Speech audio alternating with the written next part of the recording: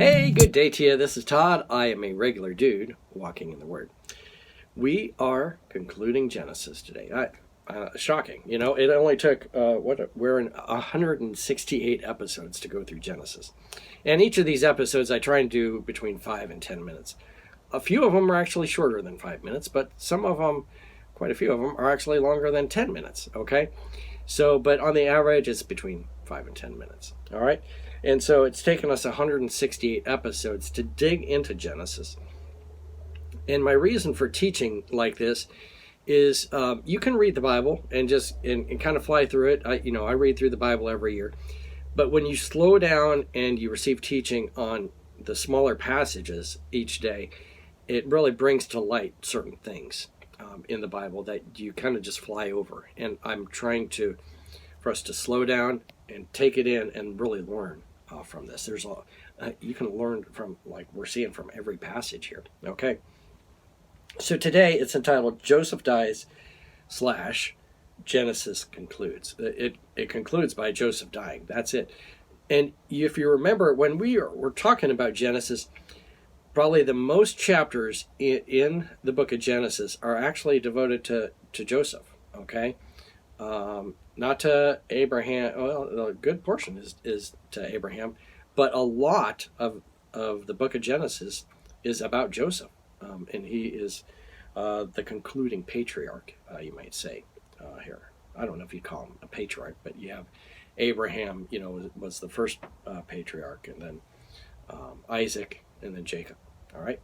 And then Joseph would be out of this, but there was also other brothers there too. So let's read today Genesis 50, verses 22, all the way to the end of Genesis, which is verse 26. It says this: Joseph stayed in Egypt along with all his father's family. He lived 110 years and saw the third generation of Ephraim's children, also the children of Machir, son of Manasseh, and were placed at birth on Joseph's knees. Okay? So Joseph only lives to 110 years old. He died quite young compared to his forefathers, okay? Now, I don't know if it's because he had such a rough life, or we just don't know. It could have been the rough life he had spending all that time in prison, growing up, or, the lifespan was slowly going down, okay? We had, all the way back to Methuselah, which was like 10 times what Joseph was here. But the lifespan is continuing to go down here, all right? But he was able to see his to the third generation of Ephraim's children. So they were having kids here, and he was able to see all that. So verse 24, then Joseph said to his brothers, I am about to die, but God will surely come to your aid and take you out of this land, to the land he promised on oath to Abraham, Isaac, and Jacob. And Joseph made the Israelites swear an oath and said, God will surely come to your aid, and then you must carry my bones up from this place. So Joseph died at the age of 110, and after they embalmed him, he was placed in a coffin in Egypt. Okay? So here, if he would have read, I'm sure he read, but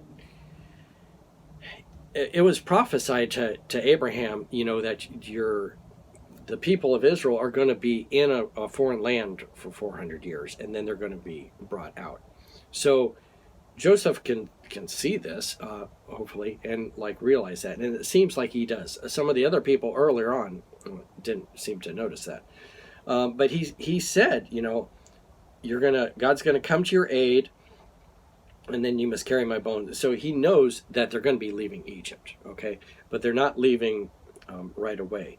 And you notice his body was embalmed, just like Jacob's was, and then it was put in a coffin in Egypt. The Egyptians probably did not want Joseph's body going to the promised land because he was a hero there in Egypt. And so he would have been highly respected. So the Egyptians would have wanted the grave there in Egypt. Okay, so he was there, but then he was promised by his brothers and the descendants that he would be taken back to the promised land. Notice he doesn't say take me back and put me in the cave of Machpelah, like all the other forefathers before him. He just says, take me back to the promised land. I don't know. They might have put him in the cave of Machpelah. I don't know. But he doesn't require that of them. Okay? So that's how Genesis concludes. It concludes by Joseph dying, and another page is going to turn. Actually, it's going to be quite a number of years before the book of Exodus takes place, and that's the next book here, is Exodus. And remember, they're in Egypt, going to be in Egypt for 400 years. And Joseph is dying here at 120 years old. Oh, yeah, no, I'm sorry, 110 years old. He's dying at 110, and it was roughly, if I remember right, he was between like 20 and 30 years old when he came into Egypt, when he was the ruler there. And when the others came. So they still have like another 300, roughly 300 years there in Egypt. And that time period is going to be a silent time period. But we know in that time period that, if you read the book of Exodus, that the people of Israel will be enslaved by the Egyptians eventually. And that's the way the book of Exodus starts out. So, thank you for watching as we conclude today the book of Genesis. I look forward to seeing you tomorrow as we start another book of the Bible. Lord's blessing. I'll see you then.